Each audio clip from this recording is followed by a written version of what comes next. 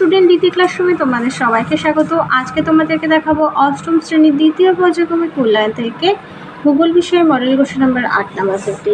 প্রথমেই আছে পশ্চিমা বায়ুর প্রভাবে মহাদেশীয় পশ্চিমাংশের বৃষ্টিপাত হয় শীতকালে। বজ্র মেঘ বলা হয় কিউমুলোনিম্বাস মেঘকে। আর সীমান্তের সৃষ্টি হয় অপশন ডি দাগ নাতিশীতোষ্ণ ঘূর্ণবাতজনিত বৃষ্টিপাতের কারণে। পরের প্রশ্ন, বিশ্বের বৃহত্তম নদী উপত্যকা পরিকল্পনা গড়ে উঠেছে আমাজন নদীতে। আর দক্ষিণ আমেরিকার কার্ডোবা অঞ্চল হচ্ছে দুগ্ধর জন্য বিখ্যাত। দুই আছে দুই এক কথায় উত্তর দাও। এক দাগে আছে ইরি এবং অন্টারিও হ্রদের মাঝে অবস্থিত জলপ্রপাতটির নাম নায়াগ্রা জলপ্রপাত। পৃথিবীর উচ্চতম হ্রদটির নাম হবে টিটাগোকা। আর কোন কোন নদীর মিলিত প্রবাহ লাভালটা, উরেগুয়ে এবং পারনা নদীর। পরের প্রশ্ন, বায়ুর চাপ বলয়গুলোর অবস্থানের পরিবর্তনের প্রধান কারণ পৃথিবীর ঋতুচক্র এবং সূর্যের অবস্থান। 5 ভোরবেলা প্রবাহিত সাময়িক বায়ুটির নাম স্থলবায়ু। 3 আছে শূন্যস্থান পূরণ করো। 3 1 হাডসন উপসাগরকে বেষ্টন করে কানাডিয়ান শিল্ড অঞ্চলটি অবস্থিত। 2 আছে সমুদ্রের কাছাকাছি অবস্থিত স্থানের জলবায়ু সমভাবাপন্ন প্রকৃতির হয়। 3 স্থলভাগের রুক্ষতার কারণে স্থলভাগের ওপর দিয়ে প্রবাহিত বায়ুর গতিবেগ হ্রাস পায়। 4 আমেরিকা যুক্তরাষ্ট্রের সর্বাধিক গম উৎপন্ন হয় কানসাস রাজ্যে। 5 পৃথিবীর বৃহত্তম সাধু জলের হ্রদের নাম সুপ্রিয় হ্রদ। এরপরে সত্য বা মিথ্যা নির্বাচন করো। প্রথমটি আছে পৃথিবীর দীর্ঘতম পর্বত হলো হিমালয়, এটা মিথ্যা হবে আন্দিজ।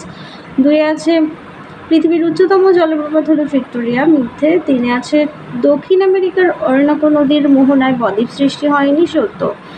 পরের প্রশ্ন দেখো, সিন্ধ অঞ্চল সমূহ খনিজ সম্পদের সমৃদ্ধ নয়, মিথ্যা। 5 দাগের পশ্চিমা বায়ুর গতিপথে ITCZ সৃষ্টি হচ্ছে। এর উত্তরটা তোমরা কমেন্ট বক্সে অবশ্যই জানিও। পরে দেখো 5 আছে নিচের প্রশ্নগুলো সংক্ষিপ্ত উত্তর দাও। ডোলড্রাম কাকে বলে? দেখে নাও, নিরক্ষীয় শান্ত বলয়কেই ডোলড্রাম বলা হয়। তো এখান থেকে দেখো স্বাগত বায়ু ও অ্যারোমেটিক বায়ু কাকে বলে? দেখো তোমাদের 40 পেজে দেওয়া আছে এখানে কাকে বলে।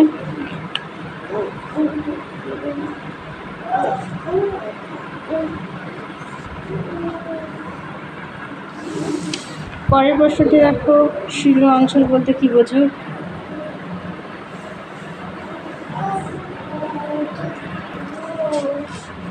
চলে যায় 6 দাগে নিরক্ষীয় অঞ্চলে নিম্নচাপ সৃষ্টির কারণগুলি আলোচনা করো।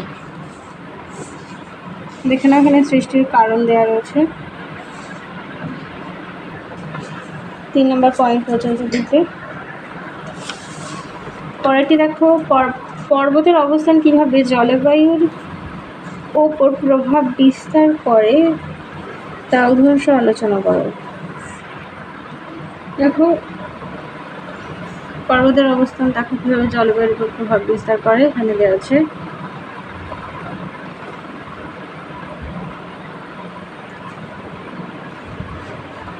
পরের প্রশ্ন, সেলফরনের বৈশিষ্ট্য। এর উত্তরটাও তোমাদের আগের সেটে অনেকবার দেখানো আছে। তুন্দ্রা জলবায়ুর বৈশিষ্ট্যগুলো উল্লেখ করো। দেখে নাও।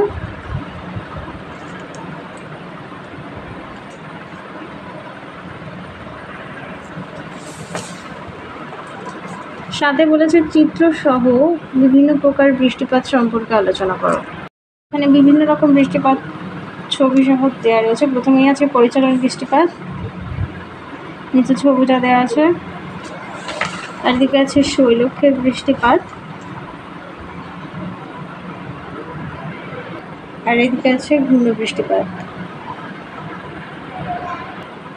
পরের প্রশ্ন, চাপ বলয়ের সঙ্গে সম্পর্কযুক্ত আইন বায়ু এবং পশ্চিমা বায়ু সম্পর্কে চিত্রসহ আলোচনা করো। দেখো এখানে ছবিটা দেওয়া আছে।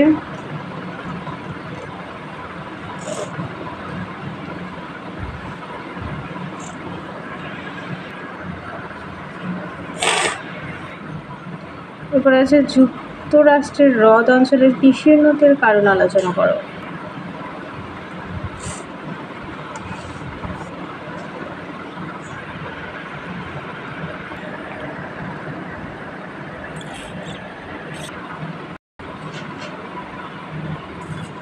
অথবা দিয়ে আছে কানাডার কাগজ শিল্প উন্নত জ্ঞানও।